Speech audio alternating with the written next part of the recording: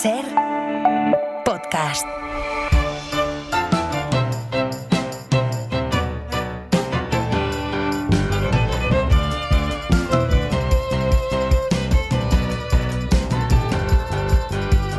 En el lado derecho de mi espalda tengo un punto negro que es casi eterno. Y aunque Lunes, semana 39 del Cuenta con Bob, y él está aquí conmigo otra vez. Él no me lo quiere confesar, pero se ha trasladado a vivir a Madrid. Bob, ¿qué tal? Muy buenos días. Muy buenos días, sí, en realidad no se lo he contado a nadie. No me lo quieres decir para que yo no abuse de ti y te haga venir más veces. Sí, pero ahora vivo en un apartamento de unos mexicanos millonarios que... En el barrio de Salamanca. En el barrio de Salamanca. Y tienes de vecino unos venezolanos. Eso es, y de hecho digo, qué gente tan humilde, no tiene servicio, hasta que me he dado cuenta de que servicio soy yo.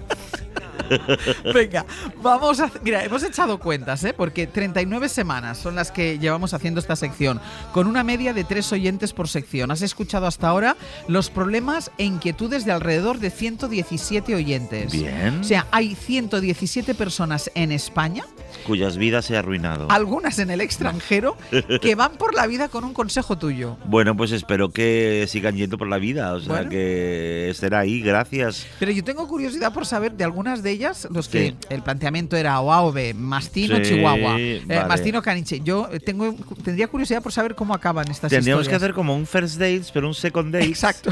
Para que nos cuenten qué ha sido de ellos. Un especial en el WeThink.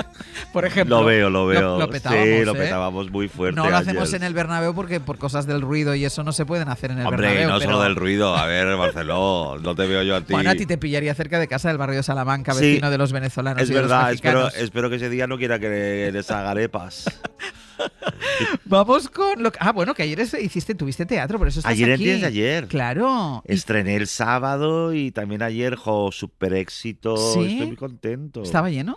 Estaba bastante lleno, no del todo, porque es un teatro de 600 localidades y yo tampoco soy tan famoso, pero estaba bastante lleno y un público que salió súper contento. Entregado. Entregado, feliz, jugaron muy bien conmigo toda la función. Mira si salió de contento y emocionado el público. Súper bien, Súper nos recomendable, encantó, maravilloso. O sea, Una maravilla. Sales Súper rápido, o sea, se pasó el tiempo como en 5 volando. minutos. Maravilloso, maravilloso. Súper recomendable, por favor, ir a verla todo.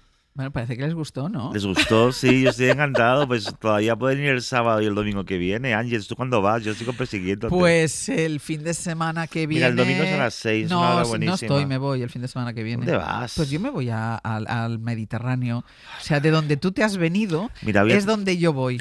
voy a De hecho, tener- estoy viviendo en tu casa, tú no lo Yo sabes. es lo que estoy en tu sospecho. Voy a casa. tener que ir a hacerte la obra a ti a casa. Esto es un desastre. Bueno, lo del microteatro, pues en el salón Pues de casa. mira, pues se podría hacer perfectamente. Venga, me lo voy a plantear.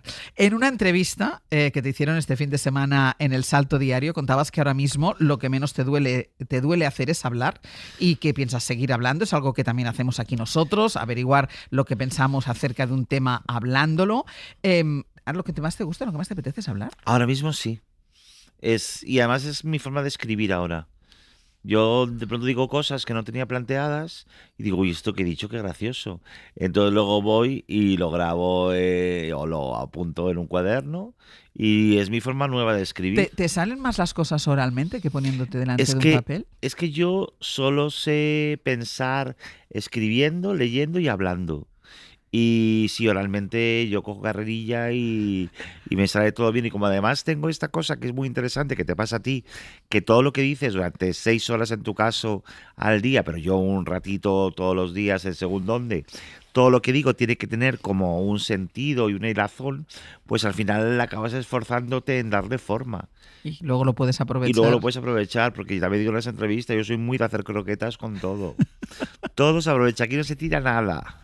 Que todo nos cuesta un esfuerzo. Exacto. Y ya que nos cuesta un esfuerzo, vamos a aprovecharlo. amortizar. Oye, ¿cómo hace tiempo que no estabas tanto tiempo en Madrid seguido? Sí, una semana entera he estado. ¿Y qué tal? Vaya, qué ganas de volverme a casa. ¿Sí? Sí. Entiendes, ¿no? Porque me voy a ir y no voy a ir a tu obra de teatro. Entiendo perfectamente, estás disculpadísima. No, es una ciudad muy hostil, de verdad, y para la silla de ruedas ni te cuento y no lo sé. De hecho, el sábado cuando terminó el estreno, que volvimos caminando, bueno, yo rodando a casa, al hotel, la Gran Vía era Nueva York, y me di cuenta de que todos los lugares de comida rápida, de comida basura, están abiertos toda la noche. Todo el rato, sí. Porque esto ya se ha convertido en un lugar donde lo que te define es el consumo salvaje. Ajá. Y pues ya no es mi ciudad. También es verdad que me pilla mayor. Yo aquí a los 30 me lo pasé muy bien, pero ya no tengo la energía de los 30. Eso sí, eso es cierto. Pero lo que dices, yo que entro a trabajar a las 4:30 de la mañana, la Gran Vía a las 4:30 de la mañana es como puede ser a las 12 de la mañana. La Gran Vía es Nueva York. Sí, sí. So hold me tight, someone. I wanna dance and hit the ground. Pour me that spirit till I start a fight. Hoy por hoy Magazine. Ser podcast.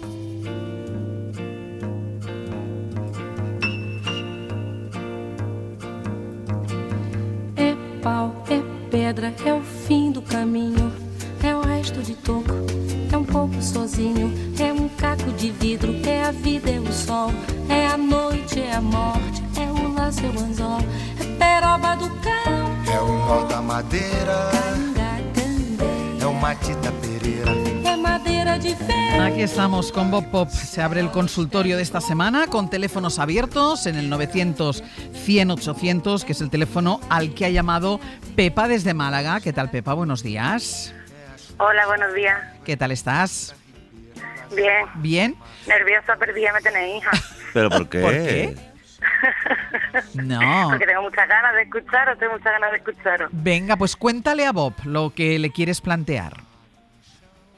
Pues, a ver, yo tengo una compañía de teatro social aquí en la provincia de Málaga, Sí. Teatro en Cuestión, y bueno, uno de los temas principales que trabajo es la violencia de género, a través de piezas teatrales de composición propia y también de talleres que hago con todos los colectivos de edad. Uno de los sitios en los que trabajo es los institutos, y el año pasado y empezó a encontrarme pues discursos muy machistas dentro de las aulas, ¿no? Como, bueno, chicos y chicas que te dicen abiertamente que ellos son machistas, que están en contra del feminismo, que te dicen 3 o 4 frases hechas, que Sí. yo creo que escuchan todos del mismo youtuber, Claro. pues diciendo esto, ¿no? Que el feminismo se ha pasado de rosca, que hoy en día un hombre le pega a una mujer o recibe una denuncia falsa y va directo a la cárcel, que una mujer le pega a un hombre y no le pasa nada, así, ¿no? Entonces, lo que me sucede cuando son 3 o 4 voces, pues sí puedo debatir, ¿no? Puedo hacer mis dinámicas, que yo trabajo con el teatro foro, Ujú. entonces pues muestran escenas de conflicto que tengan relacionadas con el tema y Sí. las debatimos. Pero cuando es todo el grupo el que tiene ese discurso, me resulta muy difícil pues poder desarrollar mi dinámica. Entro al final como en un debate dialéctico con ellos, como en una batalla ahí entre la clase y yo, y no consigo conectar o que realmente llegue el mensaje, ¿no? Ujú. Entonces, bueno, mi pregunta es ¿qué hago con esos grupos cuando estoy ahí en el Congreso de los Diputados debatiendo con 20 adolescentes fascistas? Pero hay una cosa, Pepa, que me parece muy interesante, que cuando es poca gente, sí consigues que se abra un debate y un diálogo, y que cuando está mucha gente junta es mucho más difícil este diálogo. Me parece importante este punto. Sí, y entiendo tu preocupación y tu lío, porque, enfrentarse a eso con razonamientos es muy complicado, porque desde donde viene la oposición es desde la emoción, desde los sentimientos, desde el miedo. O sea, yo últimamente estoy también muy preocupado, muy obsesionado con esto. De hecho, estoy trabajando con padres y educadores sobre la serie Adolescencia de Netflix. Acabo de ver una peli que se estrenó el viernes, mexicana, que se llama Hombres, ahora se me ha olvidado cómo se llama, Hombres Íntegros, perdóname, Hombres Íntegros, que es también sobre esas masculinidades tóxicas y complicadas. Y te recomiendo un libro que acaba de sacar Caitlin Moran, que se llama ¿Y los hombres qué? Porque creo que lo que nos está pasando es que no estamos entendiendo que ellos también están muy asustados y no saben cómo manifestarlo. Y lo que hacen es aferrarse a esos youtubers de los que tú hablas, que en realidad lo que hacen es decirles que la culpa es del feminismo, que las mujeres son ahora las que tienen el poder y ellos no pintan nada. Pero todo eso no es verdad. Lo que pasa es que no hay nadie que les escuche porque también hay un problema. Ellos no hablan entre ellos. No. Y hay una cosa que también me parece muy importante. El feminismo no tiene por qué hacerse cargo de la transformación de los hombres. Bastante tenéis vosotras con lo vuestro. Pero sí es importante que ellos, que existan modelos de masculinidad no tóxica, que lo hablen, que sientan que no están perdiendo nada, en realidad todo lo contrario, pero ¿cómo le dices a alguien que no está perdiendo nada cuando ha perdido ese espacio de dominio absoluto que tenía antes y cuando el modelo se rasga? Y además no solo son los influencers o los youtubers, tú rasca en casa. Yo, por ejemplo, lo primero que pienso es, vale, ¿qué conversaciones hay en casa sobre esto? ¿Qué modelo tienen en ¿Qué casa? modelo tienen en casa y qué modelo tienen los medios de comunicación? O sea, yo de verdad creo que las mujeres y el colectivo LGTBIQ+ ya no podemos seguir tirando más del carro. O sea, tenemos que conseguir que sean ellos mismos y de hecho hay fundaciones ahora y grupos de trabajo como uno que se llama Bros, que son chavales hablando en voz alta sobre lo que les pasa. Porque creo que el gran problema es que a ti, Pepa, lo que están haciendo es retarte para que de alguna manera les quites la razón, porque necesitan sentir que les vas a quitar la razón con argumentos, pero necesitan los argumentos y además es que a lo mejor tú no eres la persona. A lo mejor la persona es otro tío como ellos, pero con la cabeza en su sitio y que les diga, compañeros, o sea, dejad de hacer el cabestro, porque esto es el nuevo mundo y además vais a vivir de una manera mucho más cómoda. Pero esa transición es muy complicada y tenemos que leer y escuchar y ver todo lo que podamos para que se sientan al menos acogidos y escuchados, porque es verdad que las tías habéis hecho un proceso de lecturas, de análisis, de conversaciones que los tíos heteros deberían empezar a hacer. De hecho, ya están surgiendo libros sobre cómo romper esta vieja masculinidad tóxica. Ya hay teorías, ya hay tesis, ya hay grupos. Pues igual que el feminismo ha llegado tan lejos con tanto trabajo y tanta lucha, la nueva masculinidad no es una cosa que les vayamos a regalar a ellos. Es una cosa que tienen que currarse porque también es liberadora. Pero hay que currárselo. Pepa, ¿qué me dices? Sí, bueno, en la aula está pasando que ese discurso lo tienen tanto chicos como chicas. Entiendo lo que dice Sí. y estoy totalmente de acuerdo. Sí.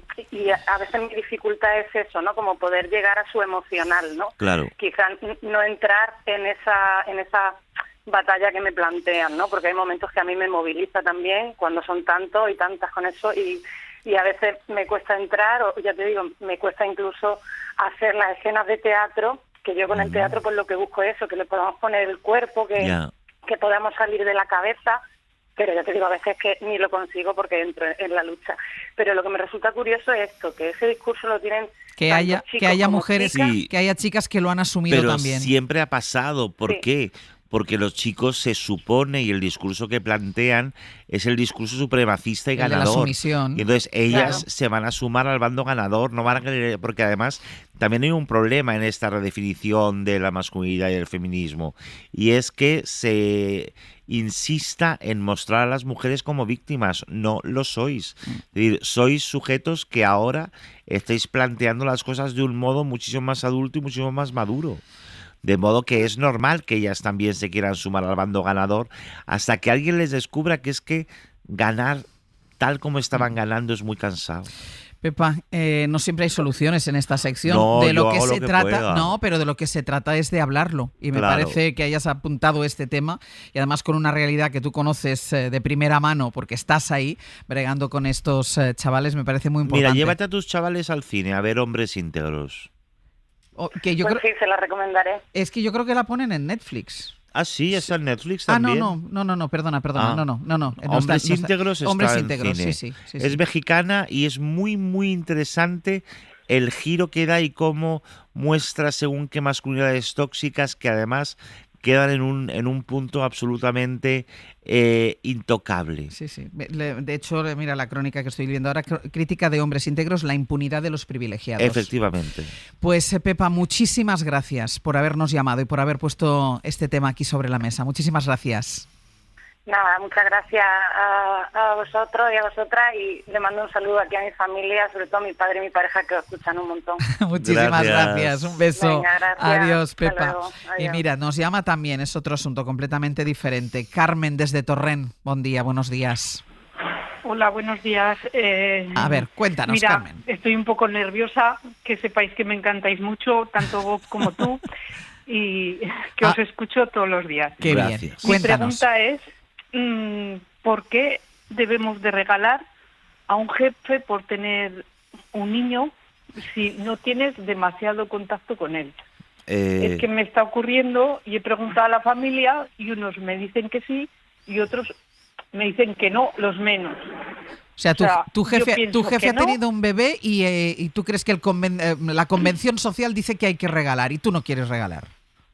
No es que no quiera, es que no tengo la suficiente confianza como para regalar. Pero además, Carmen, sí, ¿qué haces? prácticamente nos decimos hola, nos levantamos la mano y poco más Mira, primero, para saludarnos. tu jefe que no- te está pagando, con lo cual no tiene ningún sentido que compres un regalo con el dinero que te da Que le tu devuelvas jefe. el dinero. ¿Sabes? O sea, en realidad ese pacto hay que dejarlo claro. En segundo lugar, al jefe no se le regala nada, pero ni horas. O sea, al jefe, a no ser que te hagas amiga de él y haya otra relación, nada. Y menos por tener un cachorro, porque ese cachorro probablemente acabará siendo también tu jefe. O sea, estás diciendo Entonces, que es un cachorro de jefe. claro, vamos a ver. Si es un jefazo y se ha reproducido, primero, no hay que celebrar que un jefe se reproduzca. Esto es lo primero. Porque no nos van a dar más que disgustos, con lo cual tú ahórrate ese dinero. O haz como un amigo mío que, esto a lo mejor luego se va a enfadar porque lo cuente, pues estaba en una empresa, en un estudio de arquitectura, y la jefa máxima hizo un baby shower. Es que Y claro. el pobre, claro, como le compraron de todo al niño, al otro, al tal, le cascaron 80 euros por el baby shower. Tuvo que pagar tu amigo. Para el baby shower. Y la semana siguiente le echaron.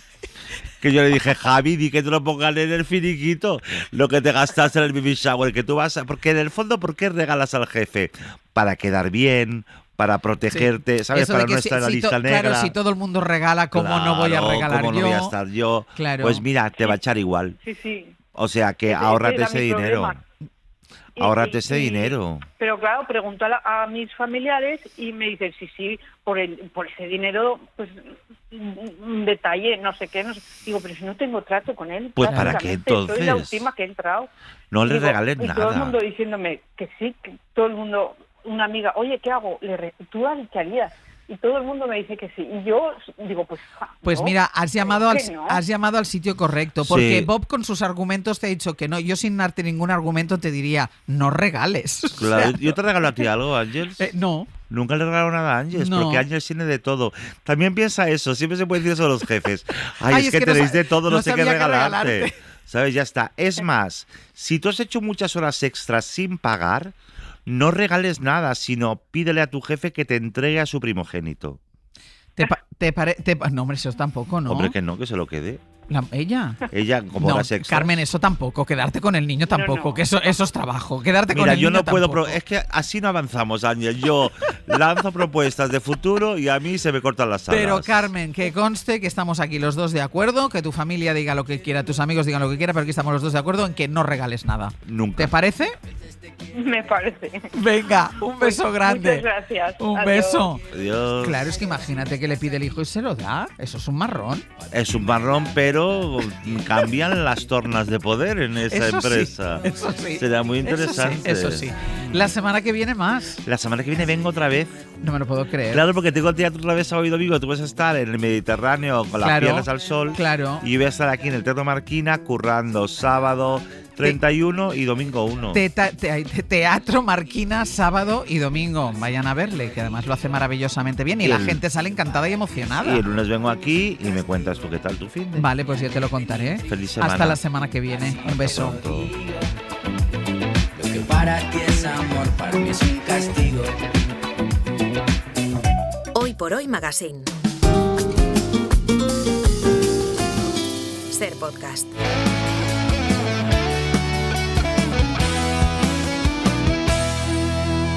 Con el alma entera vamos persiguiendo sueños detrás de la pelota como valientes guerreros. ¿Cómo fue, Ibai, esa bronca que te dio Bielsa después de un partido en el Bernabéu?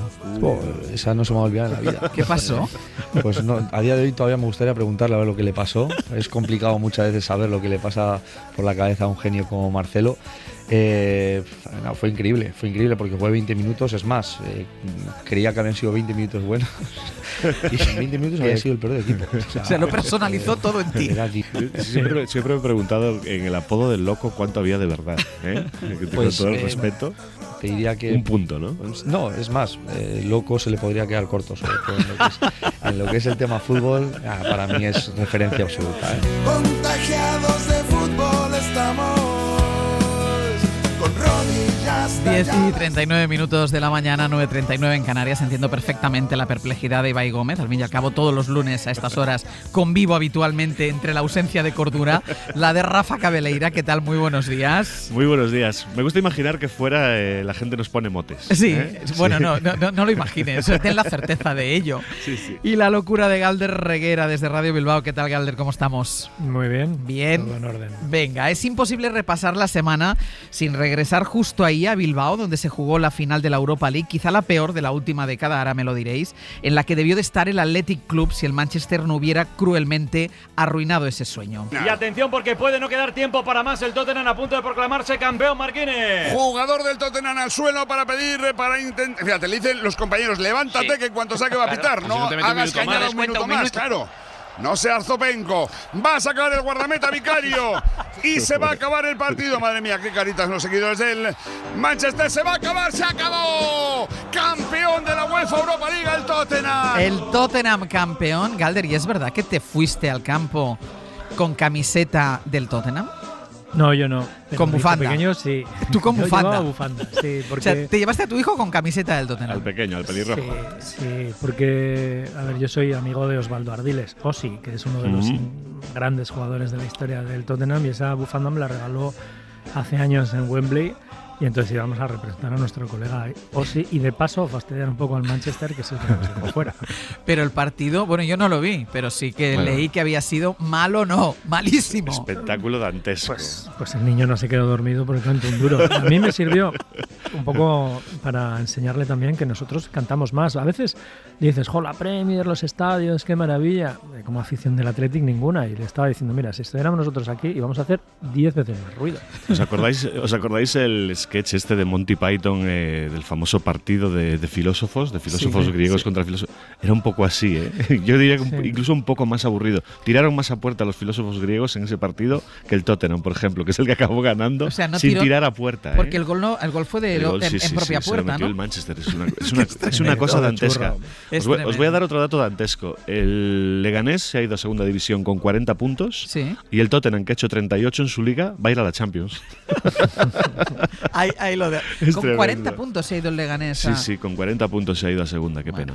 Bueno, hablando de Bilbao, nos hacemos eco de la despedida de Óscar de Marcos, símbolo del Athletic, que no pudo, yo creo, explicar mejor en su retirada lo que significa, escuchen, Galder, un club como el tuyo. Por eso, cuando pienso en mis hijos, no quiero que aprendan a amar un club, quiero que aprendan a vivir como se vive en el Athletic, no con la mirada puesta en la victoria, sino en la forma de recorrer la historia. No quiero solo enseñarles un escudo, quiero enseñarles un modo de estar en el mundo. Que sepan que ser del Athletic no es una camiseta ni una bandera al viento. Es ser fiel, ser justo, ser honesto, aunque nadie te esté viendo. Así que gracias Athletic, gracias afición, mila esker guztioi, momentu hon eta txarretan jarraitu amesten. Aupa Athletic. Aupa. Galder, ¿se puede explicar mejor toda una filosofía de vida? No, yo le dije a Óscar, ¿cómo escribes, tío? Me dijo, yo he estado 2 días para escribirlo, y yo, pero qué texto y qué manera de decirlo. Y luego no son solo palabras, es cómo lo ha encarnado siempre, cómo se ha comportado desde el primer día, no solo dentro del club, también fuera. Es un tío de 10, un hombre de 10. Yo escribí hace un tiempo un texto sobre mi objetivo en la vida y decía que era ser como Marino Lejarreta, Sí. que es un hombre más querido que admirado, ¿no? Y con Óscar me acordé de lo mismo. Y ayer me acordaba, yo lloré en San Mamés y la gente decía, jo, se va. Y yo pensaba en un poema de Carmelo Iribarren que dice que una vez estaba en un banco, vio pasar a una mujer y decía, es de esas mujeres que pasan y nunca terminan de pasar. Y yo me acordaba de Óscar y decía, Óscar va a ser así, es alguien que ha pasado pero que nunca va a terminar de pasar. Ha dejado semillas en compañeros, ahora tenemos de capitán a Iñaki Williams, para mí el mejor capitán posible en estos momentos del Athletic con la salida de Marcos, y lo bueno es que deja un legado, que es lo importante, ¿eh? En cualquier aspecto de la vida, estés donde estés, que lo que dejas es mejor de cuando llegaste. A mí me dio mucha envidia, más allá de las palabras de Marcos y de la forma en construir su discurso, su despedida, el acto en sí, ¿no? Esa normalidad, esa familiaridad con la que el Athletic es capaz de despedir a los suyos. En un campo que supongo que es de Lezama, ¿no, Galder?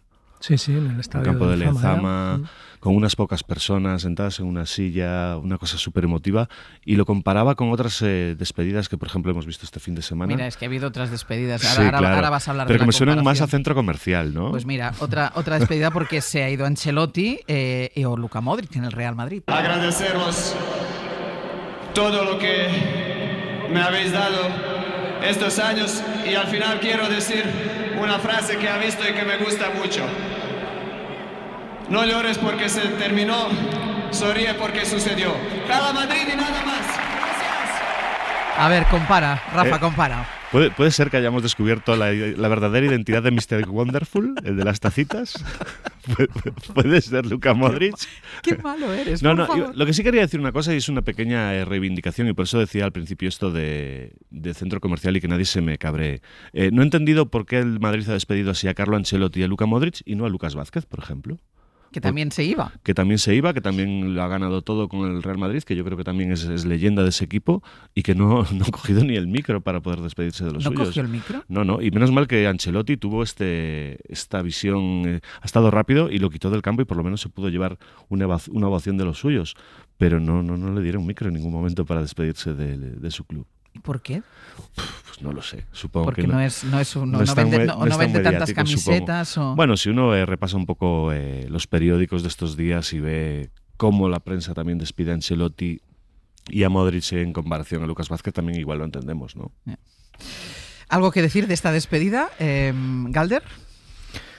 Que era un jugador estratosférico, Modric, Sí. Con todo, la despedida igual no es la mejor, a veces es difícil en algunos clubes gestionar ese tipo de cuestiones. Al Madrid le cuesta muchísimo, al Barcelona ni te cuento las imágenes que ha dejado en la historia de despedidas de algunos de los ídolos, pero deportivamente Modric es una cosa... ¿Le echará de menos el Madrid? Yo creo que sí, yo creo que es imposible que no le eche de menos, y sobre todo, joder, pobre del que le caiga la mochila de la herencia de alguien así. De hecho, yo creo que ya lo he hecho de menos esta temporada, ¿no? Ya no es el mejor Modric, ya no es el jugador titular sobre el que puedes sostener un centro del campo, y desde que se fue Kroos y ahora con el bajón de esta temporada de Modric, yo creo que el centro del campo de Madrid lo ha notado ya. Por lo demás, se clarifican los puestos europeos. A la Europa League irá el Betis y el Celta de Vigo, a la Conference el Rayo Vallecano, mientras que toda la emoción estaba en qué equipo perdía la categoría, acompañando a Las Palmas y Valladolid. Se salvó el Español y jugará la temporada que viene en segunda el Leganés. La alegría está en Barcelona y la tristeza, Óscar Duro, obviamente, está en Butar, que es un equipo que ha hecho hoy sus deberes y no ha podido ser. Las lágrimas, Dani, ¿Qué te pasa? desconsolado. ¿No ha pasado nada más en San Mamés este fin de semana? A ver, No me acuerdo. A ver, No, es que hemos pero empezado es que, hablando a de San ver, Mamés. Pero no hagas sangre. El Barça ya había ganado la Liga. Ya no hace falta que sigamos hablando del Barça ahora. Bueno. Vale. Me parece increíble. Venga. ¿Pero jugó bien el Barça? Sí, bien. Vale. Corramos un tupido ¿Estuviste, Galder? Sí, me costó distinguir al Barcelona de los voluntarios de Fundación porque llevaban el mismo peto. ¿Qué traje más feo? Oye, Rafa, tío. Oye, que no lo he diseñado. ¿Podéis jugar de blanco? No lo he diseñado yo, Sí, Galder. bonito, tío. Pero mueve hilos para jugar con la primera Bueno, camiseta, y pasaron más cosas, no solo lo que pasó en San Mamés. Este fue el fin de semana de la final de la Champions femenina en Lisboa entre el Arsenal y las de casi siempre, el Barça. Mariona, que se la deja con mucho espacio a Bedmí. La dejaba para Alesia Russo dentro del área. Perdió la final el Barça. ¿Te sorprendió esta derrota, Rafa?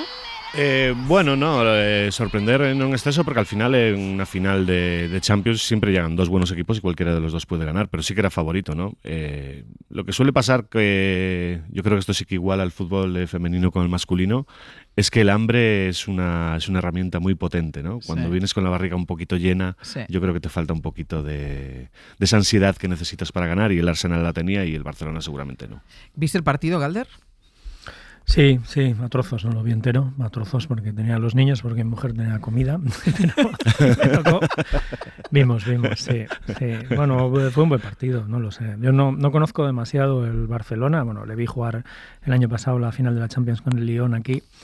Y sí me dio sensación lo que dice Rafa, que el Arsenal iba con mucha hambre. Luego consulté, vi que el Arsenal había quedado segundo en Liga a 12 puntos del Chelsea, y me dio un poco de envidia que esa competitividad no esté en el campeonato femenino nuestro, tengo que decir.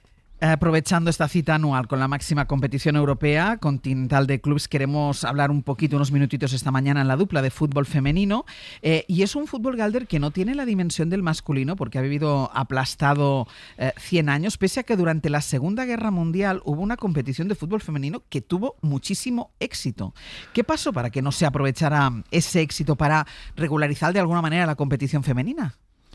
Sí, mira, yo he aprendido mucho de fútbol femenino en los últimos años, tengo que decir, sobre todo a través del festival de cine que organizo, en el que hemos puesto decenas de películas documentales sobre fútbol femenino, y a mí me ha permitido entender que no es que la mujer no haya querido jugar a fútbol históricamente y haya llegado tarde, que es lo que dicen muchos, ¿no? Es decir, no es que la mujer se ha incorporado tarde, sino que no se le ha permitido incorporarse. Primero por razones de género que afectan otros ámbitos, donde ha estado aplastada en un montón de ámbitos, y luego en el deporte porque se empezó a penalizar, primero porque decía que atentaba contra la salud de la mujer, que era malo para la fertilidad y este tipo de tonterías. Y luego cuando ha habido campeonatos que han funcionado, como era el caso que era que en la Segunda Guerra Mundial, cuando los hombres en Inglaterra fueron al frente, se generó un campeonato femenino en Inglaterra y que estaba lleno de público, etcétera. Y a la vuelta de los hombres del frente, la propia federación, esto en palabras de David Goldblatt, que es un historiador del fútbol, en el documental Copa 71, prohibió a los clubes tener una sección femenina, bajo amenaza de que si tenían un equipo femenino no podían participar en las competiciones masculinas porque temían que el público se quedara viendo a las mujeres. Y estos datos son datos que son desconocidos no solo para la mayoría del público, sino para gente que nos dedicamos a esto y que hay que tener en cuenta para entender dónde estamos. Y después ha habido también un vacío mediático absoluto, ignorar lo que se hacía. Yo creo que hay un punto de inflexión, Rafa, en cuanto mediáticamente empieza a prestarse atención. Claro, a mí me hace mucha gracia cuando alguien te dice que las mujeres, el deporte femenino, cobrará por lo que genere, ¿no? ¿Cómo compites tú con el fútbol masculino o con cualquier otra disciplina masculina cuando ha estado presente en todos los medios de comunicación de una manera absolutamente demoledora durante décadas? ¿Qué competencia es esa? Yo pongo siempre un ejemplo que es el del tenis femenino en España. ¿Os acordáis que antes de Nadal el tenis en España básicamente era una cuestión de féminas? Porque hablábamos de Arantxa, porque hablábamos de Conchita, porque estaban todos los días en medios y la gente veía los partidos de Conchita y de Arantxa en Roland Garros porque es algo a lo que estás acostumbrado a consumir, te lo ponen todos los días. Y con el fútbol pasa exactamente lo mismo. ¿Cómo van a competir las mujeres con los hombres si hoy, 24 horas después de la final de la Champions, no hay prácticamente ninguna referencia a esa final en ninguno de los periódicos que podemos coger en el kiosco? Y luego lo de la generación de ingresos es una trampa, porque gran parte de los futbolistas masculinos lo que generan son pérdidas a la entidad, porque luego ves los balances de los clubes y oyes decir a gente, no, es que los hombres generan. Digo, ¿qué generan? Una deuda inasumible para su club. Esa es ¿no? otra. Y yo creo que esto es algo que las mujeres en los clubes también tienen que poner encima de la mesa, porque, mira, hay un tema, es hasta qué punto es bueno que un equipo femenino parta de una matriz que es masculina. Yo creo que es bueno en el sentido de que yo creo que si tú ves un Barça Madrid o un Athletic Club Real Sociedad, ya puede estar jugando hombres, mujeres o o vamos, si ponemos a dos caracoles corriendo, a uno le ponemos la bandera del Barça y otro del Madrid, nos genera interés para ver quién gana, si es el culé o el blanco, ¿no? Sí, sí. Eso es bueno porque tiene un punto, ¿no? Pero es malo en el sentido de que yo creo que los clubes se acomodan, porque en pocos clubes hay una persona cuya responsabilidad máxima sea, por ejemplo, generar los recursos posibles para el femenino porque están en el presupuesto general. Esto yo creo que el Barcelona lo hizo muy bien, que es poner un director general de fútbol femenino, de alguien que su sueldo dependa solamente de que ese equipo funcione, no solo deportivamente, ¿no? Y es malo en el sentido de que a veces dices, bueno, ¿cómo va el Barcelona este año? Dice, va muy bien, ha ganado la Liga, no sé qué, pero ¿estamos hablando solo del masculino o estamos hablando del femenino? Yo tengo una amiga que cuando le preguntan, el Atleti este fin de semana ha perdido, y ella dice, no, hemos ganado. La gente se hace como un gesto y dice, es que el femenino ha ganado. Y yo pensé que nunca vería los campos como se ven ahora. Los campos, el partido, por ejemplo, de este fin de semana de la Champions, el campo estaba lleno, gente haciendo kilómetros para ir a ver el partido. Es decir, que no eran solo las familias de las jugadoras, sino la afición siguiéndolas. Desde Barcelona creo que fueron más de 10.000 culés.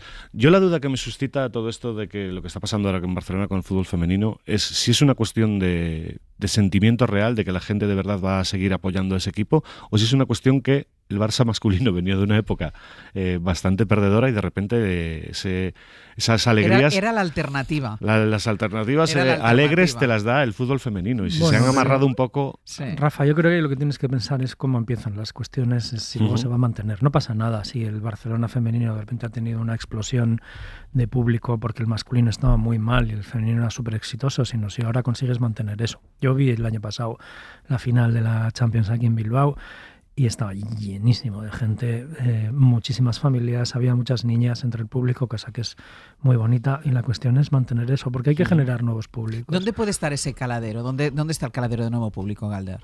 Hombre, yo creo que fundamentalmente las mujeres es más del 50% de la población, tienen un poder decisor, es que se incorporen a ese público femenino como el público mayoritario. Yo tengo un problema, había una de las preguntas que teníamos en el guión es, ¿consumimos fútbol femenino? Yo consumo el Athletic femenino, eso sí, pero no consumo fútbol femenino. Yo no me veo un Barça-Madrid femenino, a no ser que se estén jugando la Liga y haya un interés mayor, pero no me veo en general la Liga, y la Liga masculina sí la veo. Pero ¿sabes por qué? Porque mi cuota de fútbol ya está... completamente completa con el Atleti masculino, con el Atleti femenino y con el resto de lo que veo. Es ya sumar más algo que ya estoy consumiendo. Yo quiero leer y quiero ver cine y quiero dar paseos y jugar a la PlayStation. Entonces ahí me cuesta sumarme. Yo creo que cada vez hay más y es una vía muy, muy, muy interesante de explotar personas que son fundamentalmente hinchas de los equipos femeninos. Esto lo ha hecho el Barcelona muy bien, por ejemplo. Es que fíjate que estamos hablando de los problemas que ha pasado, de problemas históricos por los que ha tenido que pasar el fútbol femenino, a qué cosas ha tenido que enfrentarse, a qué cosas terribles ha tenido que enfrentarse. Y una más a la que ahora se tiene que enfrentar por culpa del fútbol femenino, por culpa del fútbol masculino, seguramente es a la sobresaturación del mercado, ¿no? Claro, es que tenemos fútbol todos los días, a todas horas. Esto que dice Galder es verdad, o sea, hay fútbol todo el rato. Todo el rato hay fútbol, todo el rato Entonces, hay fútbol. El día que pensabas que no había fútbol, también hay fútbol porque hay fútbol femenino. Y a ti te puede gustar mucho el fútbol, pero es que es lo que dice Galder, te gusta hacer otras cosas, te gusta leer, te gusta ir al cine, te gusta pasear, te gusta hacer mil cosas, y no puedes estar todo el día pendiente del fútbol. Pero tienes que encontrar y esto lo va a pagar también el fútbol femenino. Claro. ¿Qué decías, Galder? Que la cuestión es encontrar ese nicho de mercado, es intentar reivindicar nuevos públicos, y ahora las niñas cada vez tienen más referentes que no son masculinos, son femeninos. Alexia Putellas es un símbolo mundial. Aquí Rever a las niñas con las camisetas de los equipos, claro, con los nombres de jugadoras en lugar de jugadores, es maravilloso. Aquí en Bilbao cada vez ves más hombres también. Ayer en San Mamés yo vi varios hombres con camisetas de jugadoras del Athletic Club, y eso es lo que va a generar que poco a poco pues esa normalización se vaya llegando a este fútbol. Pues la semana que viene más estaréis tristes porque claro, sin liga el fin de semana, no sé qué vais a hacer. Yo estoy entrando ya en depresión. ¿No? Ah, sí, ¿te vienes a Madrid? Tenemos que juntarnos. Yo es verdad. Para combatir la tristeza, veros a vosotros. Entonces va a ser una dupla chula. Vamos. Sí, hay que pensar muy bien de qué hablamos el lunes. Traeremos las camisetas de gala. Hasta la semana que viene. Un beso. Adiós. Vico. Un abrazo. Adiós.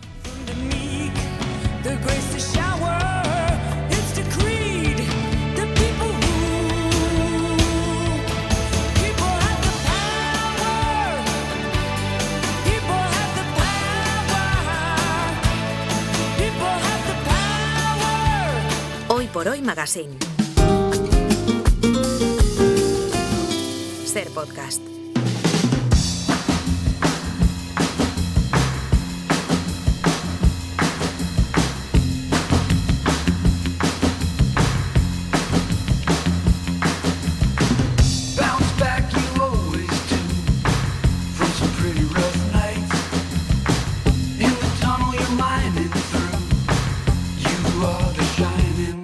Let's go. Esta que escuchan es la sintonía que anuncia que llega nuestro artesano para hablarnos de cómo el arte nos ayuda a vivir mejor, a ser mejores personas, más críticos con el mundo que nos rodea. Y hoy ha venido a hablarnos de cómo un simple dibujo puede inspirar a millones de personas a unirse contra las injusticias. Pablo Ortiz de Zárate, buenos días. Hola, ¿qué tal? Buenos días. A ver, contemos cuál es este dibujo tan poderoso. Es el gran símbolo de los palestinos.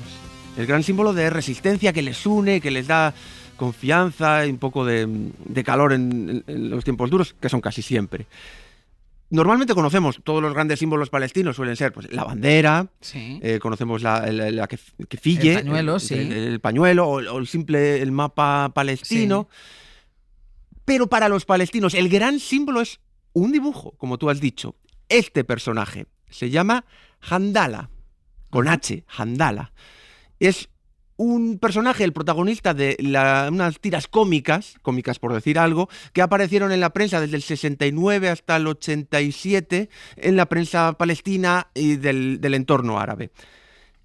Todo el mundo, casi prácticamente todas las familias palestinas, tienen en el comedor, en algún lugar de la casa, enmarcado o un dibujo hecho por los niños. Lo conoce todo el mundo. Todos los palestinos conocen este símbolo. Es el gran símbolo que fuera de Palestina no lo conocemos prácticamente nadie. Pero esto es lo que más les une en su lucha y en su resistencia. Vamos con ello porque en todas las viñetas, en todos los grafitis, porque se puede ver recortado en las manifestaciones, se puede ver pintado en las paredes, el niño siempre está igual, que es de espaldas, no se ve la cara del niño, y con las manos cruzadas por detrás, con esa actitud del que pasea. Sí, esto es muy importante porque Naji Al-Ali, que es el creador de estas viñetas, lo usa como su firma. Él dibuja la viñeta.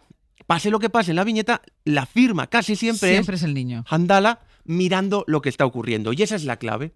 No le vemos la cara, está así, esa postura así como la cabeza agacha, meditando, observando y viendo lo que está pasando. Y por lo tanto, empatizas más con él. Porque nos está diciendo, mira lo que pasa. O sea, tiene nuestra misma perspectiva. Claro, es exactamente como nosotros, pero en pequeñito. Pero claro, este es un personaje que no se dirige al mundo, se dirige al público palestino. Y por lo tanto les está diciendo, mira lo que tienes delante de tus ojos, en esta viñeta y en la calle, en tu día a día. Te obliga a mirar para que sepas lo que está pasando y levantar la conciencia. Y luego es muy curioso porque es miserable, es un personaje muy, muy pobre. Lo vemos en el gran símbolo de Naji Al-Ali, que es un parche, un remiendo que tiene en la ropa. Es el símbolo de pobreza. Va descalzo, es un niño de unos 11 años, totalmente miserable, con el pelo pincho, que también es muy simbólico, es como un erizo que usa lo poco que tiene, el pelo pincho, para defenderse de los ataques y de la injusticia. Esta pobreza es lo que hace que los palestinos le cojan tanto cariño.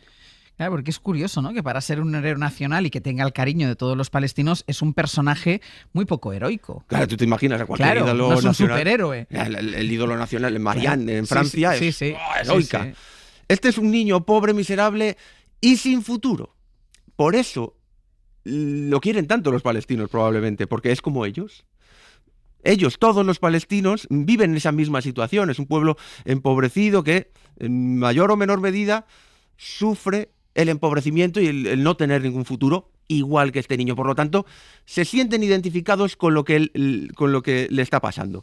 El nombre es también muy, muy curioso porque Handal, en árabe, en el árabe que se habla en Oriente Próximo, es una planta que da un fruto muy, muy amargo y que resiste cualquier tipo de sequía y condición, aunque no llueva, aunque la arranques, las raíces son tan profundas en el suelo, bajo tierra, que siempre vuelve a salir. Es una planta fea, como Handala, pero que lo aguanta todo, amarga, pero que está, pase lo que pase.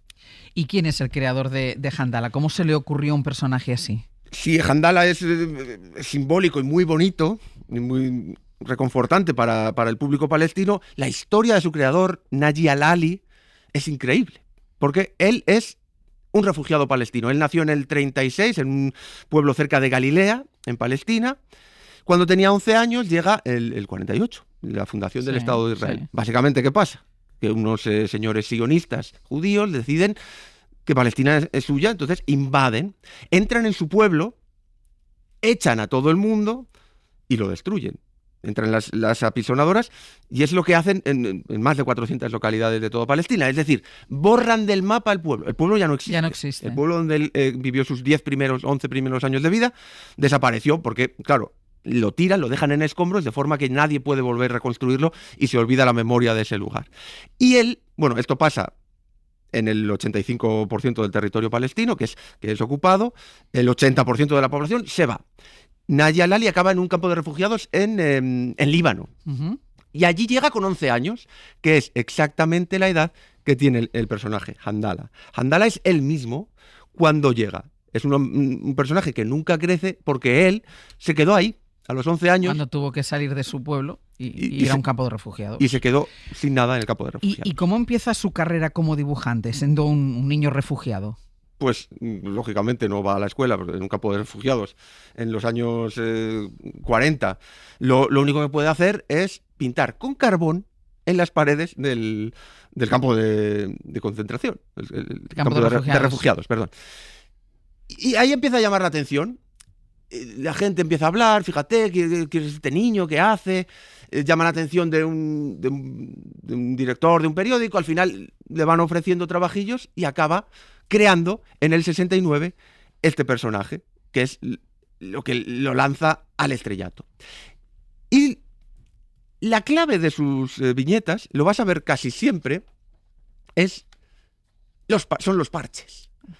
Los personajes, el parche de la ropa, el parche que es desde que está cosido, para que todo el mundo sepa, de lo que se ponía antes en los codos o cuando se rompía un trozo de la chaqueta. Esa especie con las puntadas del hilo. Los remiendos. Los remiendos. Es el símbolo de la pobreza. Los palestinos, en las viñetas de este hombre, están llenos de parches que simbolizan la pobreza, y esa es la clave de lo que él nos está contando. Él no hace viñetas echando de menos el pueblo, haciendo una especie de llamada a la patria. Él lo que dice es: nos han empobrecido porque nos han quitado las tierras. Sus padres eran agricultores, le roban las tierras, se van a un campo de refugiados, no tienen ninguna forma de vivir, por lo tanto los palestinos no tienen ningún futuro, ninguna opción.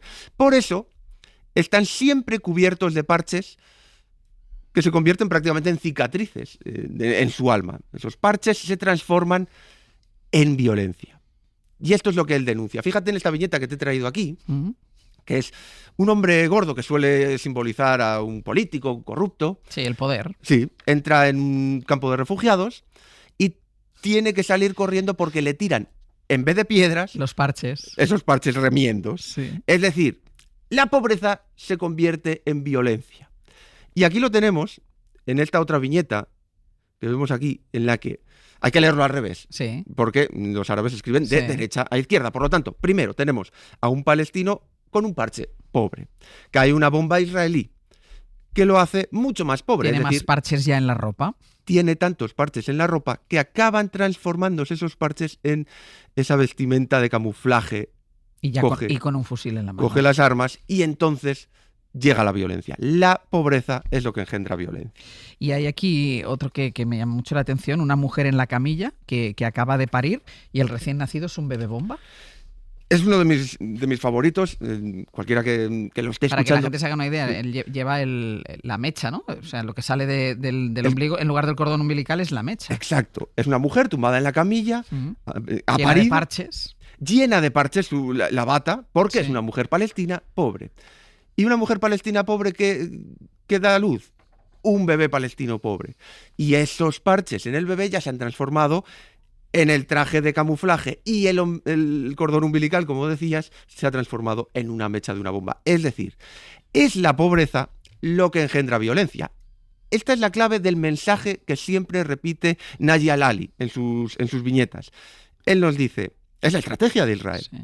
Nos bloquean, nos empobrecen, no tenemos tierras, no tenemos ninguna posibilidad de subsistir y de salir adelante, y eso hace que al final alguien, tarde o temprano, si nos radicalizamos, se radicaliza, recurre a la violencia, y justo en ese momento ya está justificado arrasar con todo. Ese es el gran mensaje que refleja en una viñeta cualquiera que no lo esté viendo. Esta es impresionante, ¿eh? Sí, que ponga en el canal de YouTube y que lo vea, porque resume perfectamente la estrategia de pobreza, violencia, represión. Y hay, en estas otras viñetas que me has traído, dibuja muchas llaves también. Las llaves son otro símbolo muy querido de los palestinos. Veréis muchas veces en manifestaciones, en pancartas, llaves. Son las llaves que las familias palestinas se llevaron cuando les quitaron su casa. Con la esperanza, ellos creían, en el 48 y luego en oleadas, que podrían volver en algún momento. Sí, siempre pensaban, esto no durará mucho, tarde o temprano es imposible que el mundo permita esto. Entonces, se llevaban las llaves de casa y hoy, generaciones después, muchos años después, siguen manteniendo las llaves de esas casas como recuerdo del lugar al que no van a poder volver, porque generalmente esas casas ya no existen. Y es muy curioso, él dibuja siempre esas llaves como el recuerdo. Sí. Mujeres que lloran, sus lágrimas se convierten en mirillas por donde entrará la llave para abrir la puerta de su casa. Y esto es muy curioso porque aquí en España sabemos muy bien, en Toledo, por ejemplo, hace 500 años, cuando expulsaron a los judíos, las familias también se llevaron las llaves, porque creían que, bueno, cuando volvieran, nunca volvieron, pero se llevaran las llaves de su casa, y hoy, 500 años después, muchas generaciones después, muchas familias judías mantienen las llaves. Mantienen las llaves como símbolo de lo que nos quitaron. Qué curioso que hoy sean los palestinos los que tienen exactamente el mismo símbolo. Y luego también usa otro símbolo. Handala siempre está de testigo en todas estas viñetas, le puedes ver. Iba a decir, en todas las viñetas se ve al niño, se ve a Handala, sí, que es como la firma, observando. Lo mismo que vemos nosotros, lo está mirando él. Diciéndole a los palestinos, mira esto, mira lo que tienes delante, no te calles. Hay muchas referencias al cristianismo. Otra idea que él quería divulgar es que nos hacen creer que el conflicto en el Oriente Próximo es un conflicto entre árabes y judíos. Pero los palestinos, antes del 48, era una sociedad formada por mayoría árabe, pero también había judíos y había cristianos. Sí. Y hay muchas referencias a Cristo, cruces, Cristo con la llave, crucificado, pero con la llave de la casa que le quitaron, recordando Belén, para decirnos que esa es una sociedad multicultural, que no es una guerra de árabes radicales y terroristas contra judíos, sino que es un terreno en el que vivían apaciblemente y en el que ya no se puede vivir. Y yo imagino que Naya Lali, al ser creador de un símbolo palestino con una potencia, con una fuerza como esto, como Handala, se verá un héroe en el mundo árabe. Pues no. ¿No? Es un héroe para la gente de a pie, para la población corriente, los pobres, que son como Handala, niños pobres toda la vida. Pero para las élites palestinas y para los estados árabes fue muy peligroso, porque claro, él denunciaba. Porque él podría es incómodo. Claro, él podría, y es lo que más me gusta de este hombre, era muy famoso, podría haber vivido en Kuwait, protegido tranquilamente, criticando a los israelíes, perfecto. Pero se dedicó a criticar también a las élites de su país y de los países árabes, porque ellos son los que, al no ponerse de acuerdo, también se aprovechan con la corrupción y con no ponerse de acuerdo, se aprovechan de él. Y se metió en muchísimos problemas. Fíjate en estas viñetas. Cuando veas un hombre gordo en sus viñetas, muy, muy gordo y casi monstruoso, esos son palestinos ricos, políticos palestinos corruptos o árabes de los países del entorno de Palestina. Y si te fijas, pues aquí tenemos, se están repartiendo un trozo de sandía entre un palestino pobre y un palestino rico. El rico se come lo bueno, lo y el jugoso. pobre se está comiendo la corteza.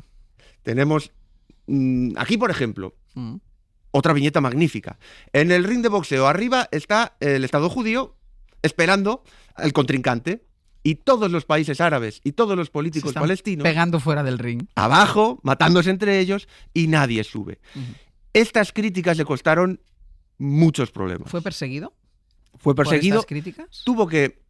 Se tuvo que ir a Cuba. Él quiso volver para estar en el terreno, en Líbano, pero por problemas con las autoridades palestinas se tuvo que ir y finalmente se tuvo que exiliar en Londres. En Londres llegó en el 85, casi ni 2 años después, trabajaba en un periódico árabe internacional. Un hombre le esperó a la entrada en Londres del periódico, le pegó un tiro en la cabeza y lo mató. 30 años después, más de 30 años después, todavía no se sabe quién fue. Pero las sospechas de Scotland Yard son que no fueron los judíos, no fue Israel. Se teme que fue alguien del entorno de la OLP, alguien del entorno palestino, de algún país árabe, porque era muy incómodo. Porque claro, él te está contando lo que hacen sus políticos de una forma que cualquiera lo puede entender. ¿Esto lo convierte en más popular o más querido todavía la figura de Handala? Eso lo catapulta. Si ya era famoso, con esto lo es muchísimo más. Y por eso hoy es el gran símbolo para los palestinos. Para ellos significa estar unidos en torno a algo, que su sufrimiento, su vida lamentable, tenga un sentido, porque ese niño se siente igual que ellos. Y esta viñeta que te he traído es el perfecto resumen. Handala casi nunca hace nada, siempre está con los brazos cruzados por detrás. Sí. En esta viñeta le pone una maceta a este preso. A un preso, al lado de las rejas. Asomado a la ventana con las rejas.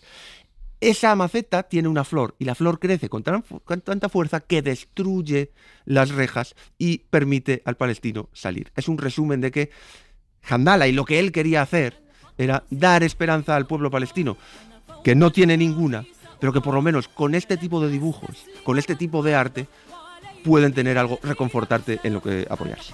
Un historión, como siempre, búsquenlo, Handala, que verán estas viñetas que son maravillosas. Muchísimas gracias. Hasta luego.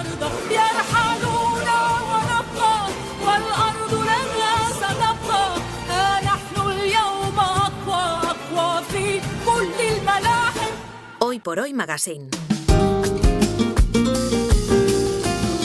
Ser podcast.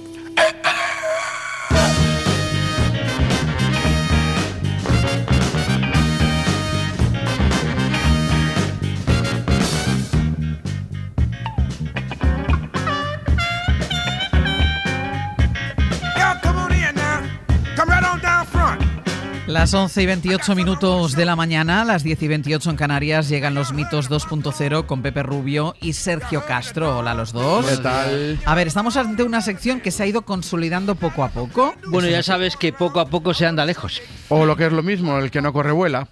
Vale, vais a estar así toda la sección porque yo llevo desde las 6 de la mañana delante del micro. O sea que... Bueno, tranquilo, que ya sabes que al que madruga Dios le ayuda. Pero lo tienes que currar porque del dicho al hecho siempre hay mucho trecho. Vale, pues contesto. Cría cuervos y te sacarán los ojos, que es lo que me estáis haciendo vosotros conmigo. ¿Vamos o no vamos al mito de hoy? Sí, porque más vale pájaro en mano que ciento volando, ¿no? Y a buen entendedor, pues pocas palabras bastan. Hoy vamos, como habrán podido comprobar, de refranes. Todos los usamos o los hemos usado alguna vez en la vida. Peor, nos los creemos. Este es el planteamiento. Los refranes siempre tienen razón. ¿Mito o realidad? Ya pueden llamar al 900-100-800, dejar su opinión en los perfiles de Hoy por Hoy, en las redes sociales o, por ejemplo, notas de voz en el WhatsApp del programa 638-313466. Los refranes siempre tienen razón. Este es el mito a desmontar o no que plantean Sergio y Pepe esta mañana. Los refranes siempre tienen razón, más vale tarde que nunca. Se creen los refranes a pies juntillas, los suelen utilizar porque siempre dicen la verdad. ¿Cuál es ese refrán al que siempre acuden, que siempre utilizan? 900-100-800 o a través de las redes sociales del Hoy por Hoy. Bueno, pues de la primera persona que me he acordado para pedirle una reflexión sobre este mito de hoy es uno de nuestros hombres del tiempo, Luismi Pérez. Ah, sí, es verdad. Sí, es un acreditado experto del uso de los refranes y es que en el ámbito meteorológico abundan y mucho. Bien, la meteorología se fundamenta básicamente en tecnología, pero también en observación. Y una de esa parte más observacional es la paremiología. Por tanto, los refranes y las frases dichas y los comentarios populares de la cultura muy ancestral. Incluso, por ejemplo, hay algunos que, sinceramente, algunos refranes para mí son más para que rimen que para otra cosa. Marzo ventoso y abril lluvioso hacen de mayo florido y hermoso. Dices, bueno, hay muchos meses de mayo en los que precisamente flores hay pocas porque hace mucho calor. O, por ejemplo, el mítico de hasta el 40 de mayo no te quites el sayo y si junio es ruin hasta el fin.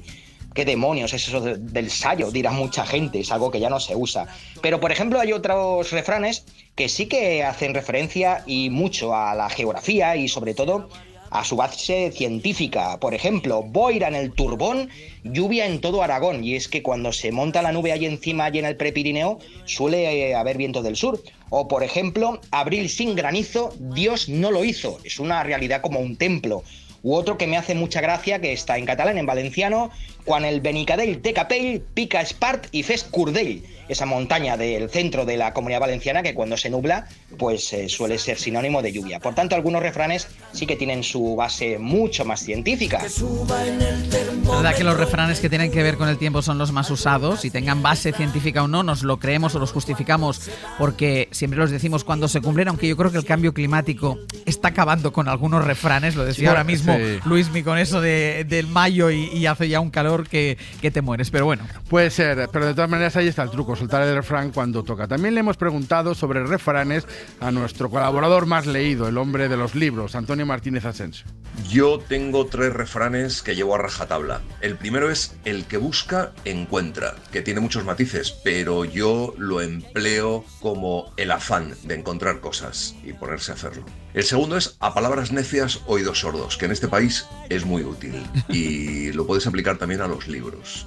Y luego, por lo mal que lo he pasado a veces, no hay mal que 100 años dure, que me encanta y que tiene mucha esperanza.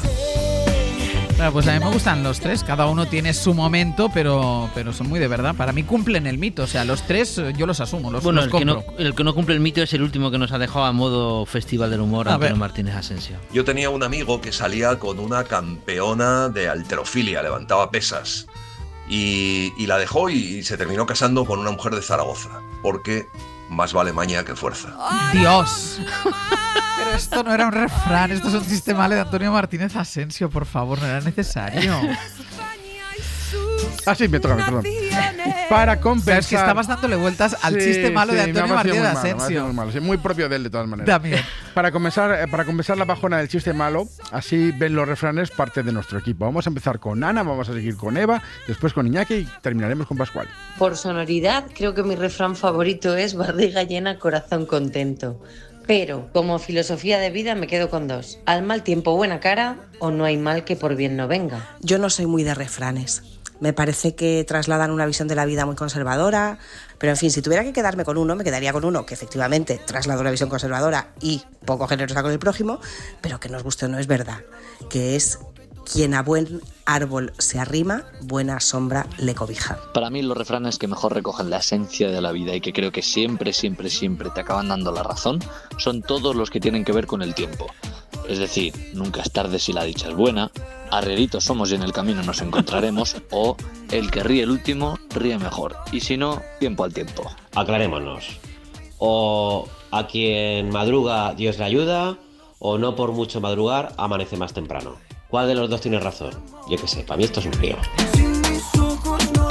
No sabía yo que Maluma tiraba también de refranes. Sí, la música como la vida está llena de refranes, aunque no todos los utilizan bien, como cada semana escuchamos en la unidad de vigilancia de Isaías La Fuente en La Ventana. Aquí hay un dicho que dicen que el que abraza mucho no aprieta. Hay varios dichos relacionados con eso. Sí, pero como han visto la condena de hoy, pues el refrán de cuando veas las barbas de tu vecino, aplícate las tuyas. A buenas horas, mangas largas, pero está bien ya que ha pasado ahora. Que yo creo que eran mangas cortas, pero que oye, que igual en Miami como hacía fresquito. Verdes. Joder, que son verdes. Ahora parece que donde dije ¿cómo es? Donde dijo digo, donde dije digo, pues digo Diego. Es que ni siquiera era capaz de decir bien los refranes, Mariano Rajoy. Último argumento antes de presentar a nuestra experta de hoy. Vamos con nuestra Lola Pons, nuestra experta de la lengua, que se va hasta Cervantes para definir los refranes. Don Quijote definía así los refranes. Decía que eran sentencias breves, sacadas de la experiencia y especulación de nuestros antiguos sabios.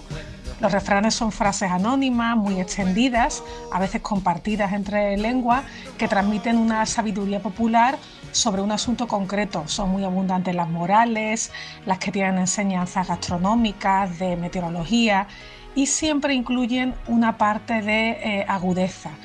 O sea, el refrán no dice: en situaciones extremas la gente hace cosas inusuales. El refrán dice: el hambre echa al lobo del monte. Mito a desmontar o a confirmar. Los refranes siempre tienen razón. ¿Mito o realidad? 900, 100, 800 para que nos den su opinión o que compartan con nosotros ese refrán que ustedes siempre tienen en la boca, que siempre utilizan. 900, 100, 800. Y ahora presentamos a nuestra experta. Bueno, nuestra experta es la mujer que nos ha puesto en bandeja el mito de hoy con su libro. Es lingüista Sonia Gómez Jordana, autora de ¿Por qué los refranes siempre tienen razón?, editado por Archiletras. Sonia Gómez Jordana, ¿qué tal? Muy buenos días. Hola, muy buenos días, claro, muchas gracias. Ya con el título de tu libro entiendo que tú confirmas, es una realidad, no es un mito. Los Por refranes supuesto. siempre tienen razón. Por supuesto, yo vengo aquí a defender mi libro y a defender mi teoría, que es los refranes siempre tienen razón. ¿Y todos o puedes encontrar alguno? Que yo decía antes y tú sentías con la cabeza, digo, el cambio climático le ha hecho mucho daño a los refranes del tiempo, por ejemplo. Claro, realmente no es que todos los refranes tengan razón, sino que el sistema del refrán siempre tiene razón. Es decir, que mi idea es que tenemos una mochila cargada de fórmulas proverbiales, cargada de refranes, y que en cada situación podemos utilizar uno, y siempre vamos a tener uno que va a tener razón. Y efectivamente aquí lo curioso, que lo decía uno de los oyentes, ¿no? Uno de los participantes, que decía, pero bueno, me hago un lío, porque a quien madruga Dios le ayuda, pero también no por mucho madrugar amanece más temprano. Entonces, ¿qué pasa? ¿Cuál es el que tiene razón? Bueno, pues el sistema proverbial es el que tiene razón, ¿no?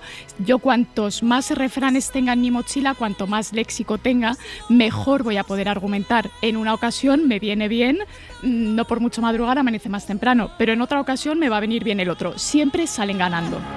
Ese es mi afán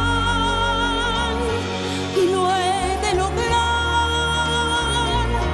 No importa el esfuerzo, no importa el lugar. Saldré a combatir y mi lema será defender la virtud aunque deba el infierno pisar. Porque sé que si logro ser fiel a tan noble ideal, dormirá mi alma en paz al llegar el instante final.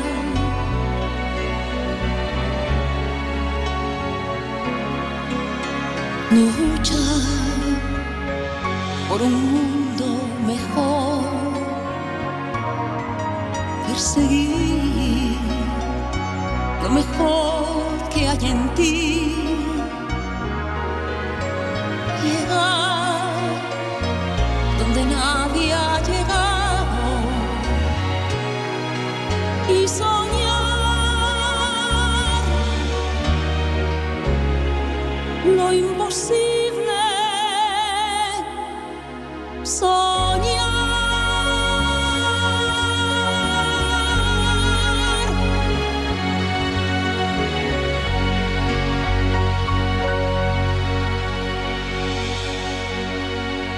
Hoy por Hoy Magazine. Ser podcast. Ojos que no ven, corazón que no siente. Te falla toda la mente. Ojos que no ven, pecho que rápido estalla. Combatiendo mil batallas. Los ojos no dejan ver, los ojos no dejan ver. Aquí seguimos con los mitos 2.0. Hoy los refranes siempre tienen razón. Es el mito que nos han planteado hoy Pepe Rubio y Sergio Castro. A ver, ¿sois de utilizar refranes, Sergio? No creo, la verdad es que no. Y es verdad que creo que juegan muy a ganador y que se utilizan exactamente en el punto en el que te dan la razón. Es más, iba a decir que era una cosa que es verdad que es intergeneracional, pero que se ha parado, que la gente joven ahora no lo utiliza, pero estoy escuchando a Morat, que en mi casa es religión absoluta. Yo a este señor le tengo en mi cabeza todos los fines de semana y me sorprende que está haciendo un refrán. Así que me desdigo ahora y quizás los refranes tengan larga vida. Le preguntaré a la experta. ¿Y tú, Pepe? Yo no soy de utilizarlos mucho, pero también creo que cuando los utilizo tampoco me los creo mucho, porque, por ejemplo, el que arriesga, el que no arriesga no gana. Eso lo dice siempre alguien que ya ha ganado. Es decir, que le ha ido muy bien porque el que se ha dado 3.000 hostias en la vida nunca dice este refrán y después, no sé, el que ríe el último ríe mejor. Yo llevo esperando a reírme un montón de tiempo de muchas cosas. Y no pasa. Bueno, todavía estás a tiempo. Todavía estás a tiempo de ser el último en reírse. Sí. Yo de todas formas, y por eso que decía de lo de las generaciones, sí es verdad que yo también los utilizo poco y yo hago una cosa que es que cada vez que los utilizo los pongo en boca de mi madre. Siempre digo, mi madre diría, que al final lo estoy diciendo yo, pero siempre lo pongo como en boca de mi madre, porque al final sí que pasan de generación en generación, aunque tú no los utilices o no los quieras utilizar. Claro, sí. Hay un poco un prejuicio con esto de que solamente los ancianos un poco, ¿no?, los utilizan. Eso es curioso cuando vemos series de televisión, por ejemplo, Cuéntame cómo pasó, pues claro, el guionista pone el refrán en boca de la abuela, sí. ¿no? Pues en uno de los episodios pues es la abuela que dice cuando el río suena agua lleva o cuando las barbas de tu vecino veas pelar, pero realmente cuando uno está obsesionado por los refranes, que es lo que me pasa a mí, nos damos cuenta de que todo el mundo los emplea, incluso los más jóvenes, ¿no? ¿Los más jóvenes también? Claro, por ejemplo, esta canción de rap, sí, esto es rap, que creo que sí. Morad, sí. Morad y el Grande Totó utilizan refranes en sus canciones, pero no solamente ellos. Hay un rapero francés que se llama Booba, que es un francés de origen senegalés, que es un éxito tremendo en Francia, emplea refranes también en sus canciones, y luego los raperos también emplean versos que tienen la forma del refrán. Hay un rapero español que se llama Nash, que utiliza un refrán, bueno, una fórmula que se parece mucho al refrán, que es quien moldea, es una forma en quien, ahora mismo no lo recuerdo exactamente, lo tengo por aquí, pero bueno, es algo como quien XX, que es una fórmula absolutamente proverbial y que se puede convertir en proverbio. Y Maluma. Y Maluma, sí. Porque y Alejandro Sanz. Los refranes, ¿qué diríamos que son? ¿Son lecciones de vida? ¿Son argumentos sintetizados? ¿Qué es un refrán? Claro, los refranes son argumentos de autoridad y por eso los empleamos tanto y en mi opinión los seguimos empleando, porque es la voz del otro, es la voz del pasado, es la voz de nuestra comunidad lingüística. ¿Y existe en todos los idiomas, sí? Porque yo antes ya me hemos contado con Sastre, uno que utilizamos nosotros mucho en catalán. ¿Existe en todos los idiomas y en todas las culturas? Existe en todos los idiomas y en todas las culturas, y lo que es muy interesante es que el refrán viaja. Es decir, que tenemos unos refranes que son muy hispánicos, que un ejemplo sería el de cuando las barbas de tu vecino veas pelar, echa las tuyas a remojar. Este no lo encontramos más que en portugués, país muy vecino, ¿no? Tal cual como lo decimos nosotros. Tal cual como lo decimos nosotros. Otras lenguas van a utilizar otras metáforas, pero este es muy hispánico. Es verdad que tiene quizás un origen en el judeo-español y en ese sentido lo podemos encontrar en judeo-español en otros países como Bulgaria, Turquía, Serbia, entonces ahí sorprende un poco. Pero luego, pues todos los refranes que nos vienen de la Biblia, por ejemplo, o de autores clásicos, los vamos a encontrar en francés, en italiano, en inglés, pues cosas como de tal palo tal astilla, pues lo tenemos sin esa metáfora, pero tenemos la idea en las demás lenguas, pues like father, like son en inglés, tel père, tel fils en francés, tale padre, tale figlio en italiano, o sea que encontramos lo mismo en distintos idiomas. Y lo que me resulta muy curioso es ver que en civilizaciones o culturas tan distintas y alejadas como puede ser la China, tenemos refranes que son comunes. El paso a paso que hablábamos antes, ¿no? Paso a paso se anda mejor el camino, que tenemos en francés, pas à pas on va loin, lo tenemos en italiano, scalino a scalino si sale la escala.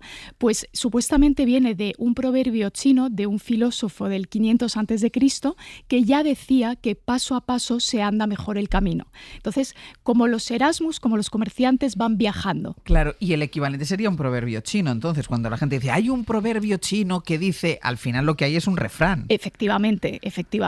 ¿Y se acuñan nuevos refranes o se para en un momento determinado? Se acuñan nuevos refranes, lo que pasa es que necesitan un tiempo para instalarse en lengua.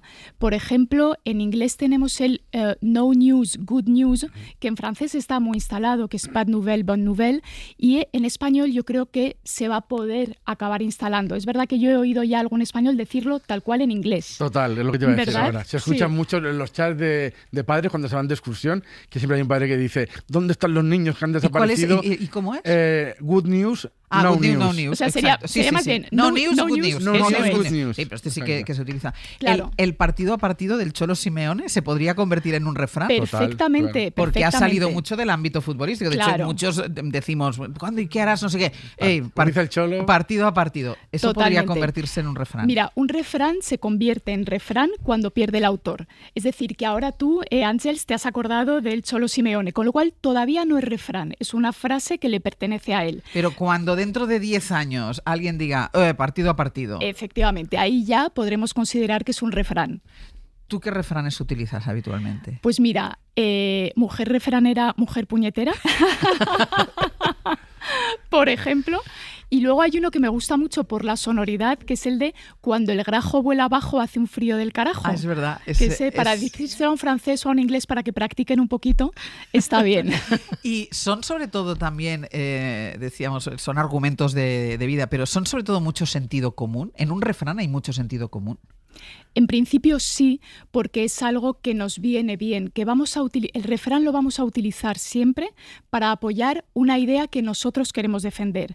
Entonces es verdad que cuando los analizamos en discurso, que es a lo que me dedico yo, ¿no? A ver el contexto en el que un periodista lo ha empleado, vemos que el periodista o cualquier locutor utiliza una frase suya, un argumento suyo, y va a necesitar apoyarlo con un argumento que no le pertenece. Entonces, en principio va a ser un argumento de sentido común. Luego los hay más pacíficos y los hay más violentos, porque el ojo por ojo, diente por diente, por ejemplo, es muy violento. Claro, y es un refrán. Y es un refrán. Y es un refrán. Mira, los oyentes estábamos pidiendo que nos dieran su opinión sobre los refranes, si los utilizan, si creen que son mito o son realidad, si siempre tienen la razón, mito o realidad, que nos digan también los refranes que ustedes utilizan habitualmente. Nos llama Castillo desde Murcia. ¿Qué tal? Muy buenos días.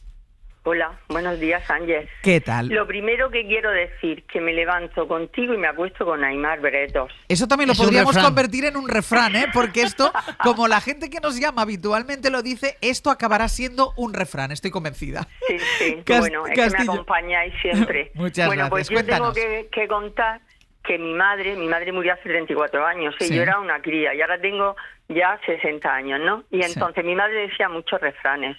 Y a mí me daba rabia, Ángel, porque yo la veía, estábamos comprando y soltaba un refrán. Y yo, mamá, ¿pero por qué dices tantos refranes? Uno con otro, ¿no? Bueno, pues yo me he hecho mayor y ahora soy yo.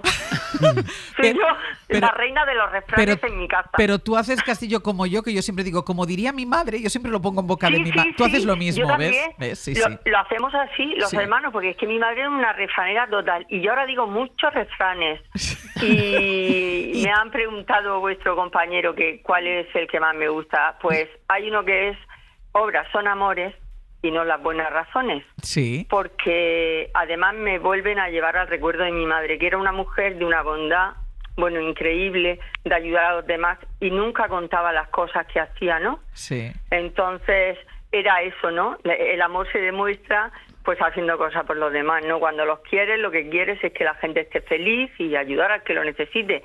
Entonces, claro, los refranes están unidos al recuerdo de mi madre constantemente. Qué bonito, Castillo. Muchísimas gracias. Un beso. Gracias a vosotros. Adiós, buenos días. Un beso. Adiós. Como adiós. eres, obras son amores y no buenas razones. Claro, aquí es curioso porque se suele decir que los refranes se transmiten tal cual de generación en generación, y en realidad se transmiten de generación en generación, como estamos viendo, pero hay variantes, tanto en el tiempo como en el espacio y como en las familias, ¿no?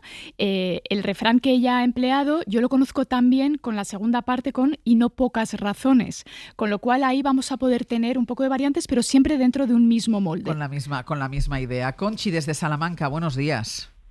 Hola, buenos días. Cuéntanos, Conchi. Pues yo creo que hay varios refranes que son contradictorios. Sí. Por ejemplo, no hay dos sin tres. Sí. Vamos a ver. Si tú te las has pegado 2 veces y vuelves a hacerlo, quiere decir que a la tercera no va a ir la vencida. Claro. O sea, no hay 2 sin 3, te la vas a volver a pegar. Que la tercera no contradicción- va a ser la buena. Claro. Pero luego está el a la tercera va la vencida, lo que querría decir que sí, que a la tercera te va a salir bien. Ya. De refranes. Ese, por ejemplo, es uno. Sí. Y luego, en manos que no dais, ¿qué esperáis? Vale. Pero quien más da es el que más pierde. Yo he dado mucho y he recibido más tortas que otra cosa. Y no era precisamente lo que yo esperaba. Antes lo decía. Y luego, Dime. acaba de decir uno ella que me ha recordado otro, también, que es quien no arriesga no gana. Sí. Bueno, pues quien arriesga no pierde. Sí. Pues Conchi, Quien no arriesga no pierde. Conchi, muchísimas gracias. Estos son los ya hemos dicho que nos salían muchos más refranes contradictorios, ¿no? Efectivamente, que lo curioso es eso, que tenemos una mochila cargada de fórmulas proverbiales y en cada situación, oye, pues me viene bien este, pues hoy me viene bien el otro. Y la última, Inmaculada, desde Alicante. Buenos días. Buenos días. A ver, Inmaculada, dinos.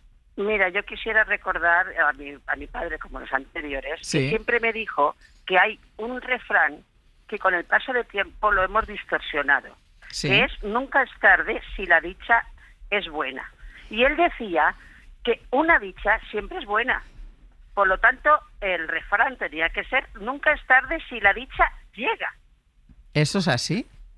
¿Es así? Es que todo el mundo decimos nunca es tarde si la dicha es buena. Una dicha siempre es buena. Claro.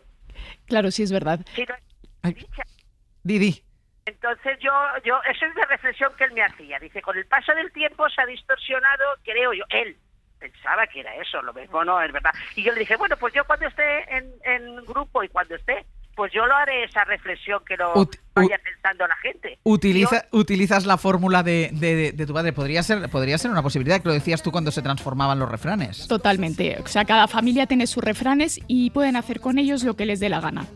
Queda claro que que los sirven para todo los refranes. Sirven para todo porque hay tantos que es una realidad, no es un mito. Le damos la razón al libro de Sonia. Totalmente. Claro.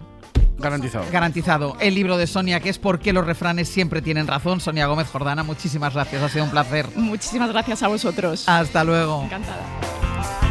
Si es por esos libros, nunca aprendo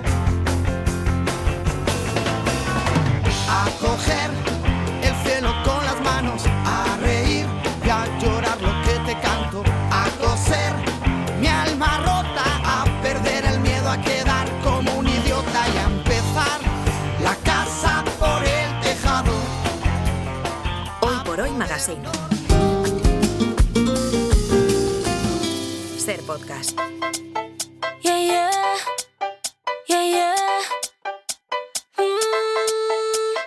Baby, no me llames que yo estoy ocupada, olvidando tus males. Yo decidí que esta noche se sale con toda mi moto, mami, con todas mis yales. Yo ando despechada, a loca, bajé con un flow nuevo a caja, baby. Os estoy dando el gusto a los que os gusta esta canción para que la escuchéis un ratito más. Te sube el ánimo un poco. No sube el ánimo. Es muy pegadiza. No sube el ánimo, se pone mucho. Sí. Esto había que empezar a controlar. Sí, también. Ya Estoy se de acuerdo pone contigo. y tantas otras. Más duodinámico. Estoy de acuerdo con esta gente. Más moral. Más moral. Bueno, a mí también me pone loco. Sergio tiene la cabeza loca también. Venga, contadnos. Turizo hace tiempo que no lo ponemos. Es que Turicio. venimos hoy un poco despechas y también venimos un poco de uñas. Ah, ¿por qué? No porque... ¿Estáis enfadados? No porque vengamos enfadados, sino porque hemos estado hablando de uñas esta mañana, porque un compañero del equipo ha contado pues que ha empezado a preguntarse pues que cuándo hay que empezar a cortar las uñas a los niños pequeños. O sea, cuándo a un niño Hay que dejar pequeño... de cortarlas. ¿Cómo? ¿Cuándo hay que dejar de cortarlas? Será. Claro, porque a los bebés hay que cortarles las uñas. yo y había- ya, Cuando esto se todavía tú arañan. no lo sabes. Yo había Pero entendido, no yo lo había entiendo. entendido al Recién revés. nacido, hay que cortarlo, ponerle la manoplita porque se araña. Ah, Cuando vale. tengas tu Yo lo había primero ya entendido al empiezas a ver. revés. Pero sí. no hay que dejar de cortárselas nunca. No, Hombre, sí, llega un momento que se las cortan solos. Yo Claro, corto Yo había entendido eso, claro. Salvo que seas guitarrista, hay que cortar. No, sí, porque... pero entiendo que la duda es, pues ya cuando tienen 11, que se las Claro, corten no, ellos es que solos. ese es el problema que con 11 yo 11. recuerdo que a mí mi madre no existía, yo creo cuando yo era pequeño no existía ni el corta uñas. Hombre, sí, pero Ah, que le echas las uñas. por favor. sí, no, pero a mí me daban unas tijeras de la costura de mi madre. Tijeras de costura, en Sí, mi casa con el Y también. me cuchillo de decía, cortar el niño, pan. que esas uñas que las tienes fatal, córtatelas. Y me daba y yo tenía 5 años y me sentaba ahí en el escaloncito y yo me las cortaba solo. Ahora los niños que yo tengo propios tienen 10, 11 años y hay que cortárselas porque tienen Bueno, hay que pero pegar a mí los de, repelús, los de la mano derecha mí si me las corta alguien tampoco pasa nada, porque tengo un serio problema para cortármelas. Eso es verdad, sí. Eso es verdad. Yo con el corta uñas me apaño. Es que yo no soporto el corta uñas. Yo soy muy de corta uñas. A favor del corta uñas. Porque a veces no corta del todo. No, pero porque el corta uñas, trabajad corta uñas Faber-Castell, por favor. A mí me da una uña mal cortada, yo no la soporto. No, pero la corta uñas es muy eficaz, pero no para los pies. ¿Cómo que no? No hay corta uñas específico para los pies. No, pero es como una tenacilla. Ay, el corta uñas de pies. Es que me duele el brazo. Yo creo que eso es la... Pensaba que te estaba dando grima también. No, yo utilizo para el corta uña, utilizo para los pies el más grande, pero lo utilizo. El más grande. Una podadora. Yo tengo el mismo. Siempre hay que cortar recto. Es decir, hay gente que corta los laterales, eso destroza porque... Vaya clima de sección que tocas estamos piel haciendo. y hay infección. Servicio público. Tijeras para los pies, corta uñas para las manos. No. Bueno, lo digas tú. Yo tijeras para todo. Es que corta uñas uñas. nunca. Hay corta uñas específico para pies, hay corta uñas específico para manos, pero eso sí es verdad que necesitas un buen corta uñas, porque es que si no te queda ahí la uña medio cortada. Y hay otro elemento que no soporto, la lima. ¿Te da grima la lima? No pero la lima iguala mucho. Pero no soporto que me la pasen. O sea, es una cosa que llevo muy mal, muy mal. Pues prueba el limón. La lima. Tarjeta amarilla para Pascualina. Bueno, para la tía era roja antes que la suya, la amarilla. ¿Qué he dicho yo mal? No, vamos. ¿Qué he dicho yo hoy Entonces, mal? ¿cuál era el tema, Pascu? Las uñas. Nada, uñas, sin más. Pues lo que hemos hablado. Este no está muy definido. Cuando le cortas las uñas a tus hijos, ¿usas tijeras o corta uñas? Para cortar las uñas a tus hijos. Yo corta uñas. empiezo a utilizar ahora corta uñas porque a los niños, no sé por qué, el corta uñas le da mal rollo al principio cuando son más pequeños. Pero hay unas tijerillas pequeñitas que tienen ahí el final redondeado. Sí. Eso no se corta ni nada. ¿Tú qué te las cortas con las de la cocina? No, hombre, corta uñas. El del pan, con el cuchillo del pan. Qué bien Dua Lipa. Don't come out, don't start caring about me now. Walk away, you know how. Don't start caring about me now. Aren't you the Hoy por Hoy Magazine. Ser podcast. Woke up buddy with a pistol in my hand. In the bag full of cash cause I robbed the bank. Pues vamos, Ana, con el último compás. Que va a ser para Pablo Ortiz de Zárate, si os parece bien, porque hoy nos ha traído el arte para resistir. Nos ha contado la historia que hay detrás del dibujo de un niño que está de espaldas y que encontramos en todas las casas y las calles en Palestina. Es Handala, es creación del intelectual Nayi al-Ali, que dio voz a su pueblo y denunció su situación con sus viñetas. Es un héroe para la gente de a pie, para la población corriente, los pobres, que son como Handala. Para ello significa estar unidos en torno a algo, que su sufrimiento, su vida lamentable, tenga un sentido, porque ese niño se siente igual que ellos. Handala casi nunca hace nada, siempre está con los brazos cruzados por detrás. Sí. En esta viñeta le pone una maceta a este preso. ¿A un preso? ¿Al lado de las rejas? Asomado a la ventana con las rejas. Esa maceta tiene una flor, y la flor crece con tanta fuerza que destruye las rejas y permite al palestino salir. Es un resumen de que Handala y lo que él quería hacer era dar esperanza al pueblo palestino, que no tiene ninguna, pero que por lo menos con este tipo de dibujos pueden tener algo, reconfortarte en lo que apoyáis. Pues nos vamos a ir porque aquí hay unos cuantos que se tienen que cortar las uñas. Mañana hablamos de padrastros. Este es otro temazo. ¿Cuál? No, por favor. Volveremos mañana a partir de las 6. Les esperamos. Pongan el despertador.